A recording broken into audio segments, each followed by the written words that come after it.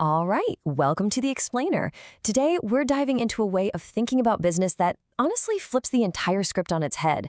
It argues that the real secret to success isn't out there in the market, it's deep inside you, the founder. So let's just jump right into a problem that I'm sure so many of you have faced.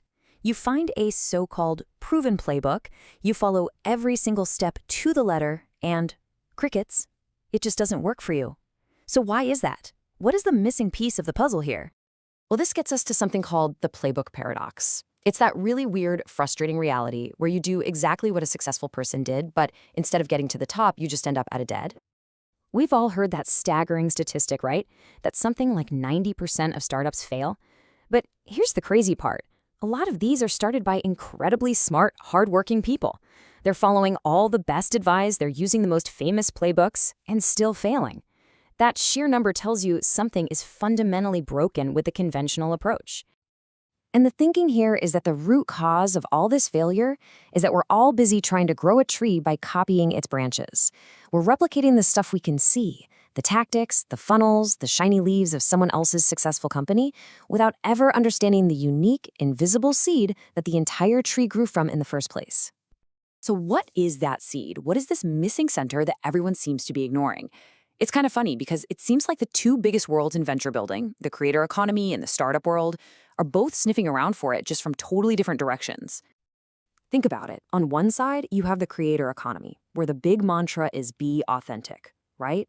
But authentic to what exactly? They never tell you. And then on the other side, the startup world is completely obsessed with founder market fit. But nobody ever really asks where that fit truly comes from. It's like both worlds are circling the same giant truth, but never actually name it. And this brings us right to the heart of it. This is the core idea, the master key that unlocks this entire way of thinking. Here it is. The big idea is that a business isn't some machine you build that's separate from you. It's the external, physical, crystallized form of your own inner uniqueness. Your venture is simply the outward expression of who you are and the unique gift you're here to give. So if it's that simple, why do most people get it wrong? Well, it's because they follow something called the inverted sequence. They start completely backward, focusing on all the external stuff before they've even figured out their own internal reality. I mean, look at this. Does this seem familiar? We jump straight to what product should I build? Then we ask, okay, who's the customer for this thing? And finally, how do I market it to them? The problem is no amount of brilliance or hard work can fix a process that starts in completely the wrong place. It's just fundamentally flawed from the get-go. The right way to do it is what we can call the genius sequence. And it starts with the one thing that nobody else on the planet can copy: you. Step one isn't what, it's who am I? From that self-knowledge, you figure out your uniqueness, what you can uniquely give. Then you find the market that is already looking for that specific gift, and only at the very end do you figure out the product, which is just the inevitable form that gift takes. See, everything flows from the inside out. Now, the gateway to this whole process, the master key, is so simple that most people just blow right past it. It's not some fancy strategy session or a meditation retreat. It's just words. You have to put your uniqueness into language. Why? Because words are the bridge between your inner knowing and the outer world. Until it's in words, you can't communicate it, you can't build it, and you certainly can't scale it. What's so fascinating here is that this isn't just a new methodology or another business framework. It's a completely different ontology, a fundamentally new way of understanding what a business even is. And this shift is profound. Look at this comparison. The old way sees a business as a machine for capturing value.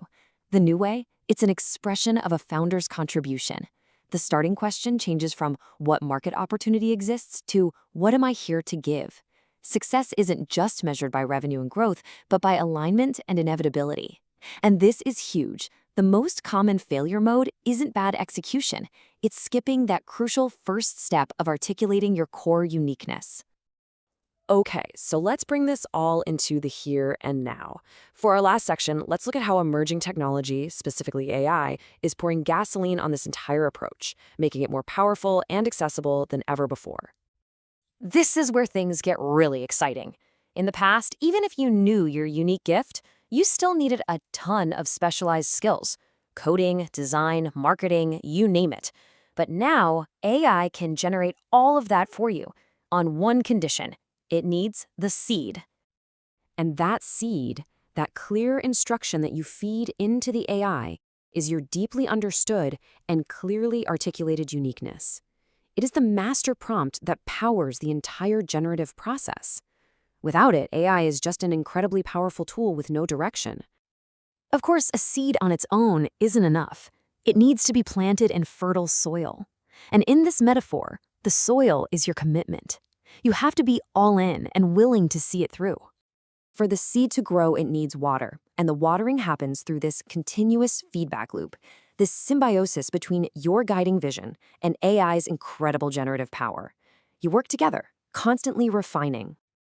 And finally, the entire system is powered by the sun, and that's just real-world feedback from the market. The market is what tells you if your tree is growing strong and bearing fruit, which allows you to adapt and keep growing. So when you put this all together, the implications are just massive. The main bottleneck to entrepreneurship is no longer business skills, it's self-knowledge. This means venture building becomes radically democratized. And for investors, they should probably stop betting on ideas and start betting on founders who have clearly articulated their uniqueness. The result? An ecosystem where every single venture could be genuinely novel, because every single founder is. So, we'll leave you with this final thought that reframes the entire entrepreneurial journey. The most important, most powerful, and most generative question you can ask as a founder isn't about the market or the product. It's simply, who are you?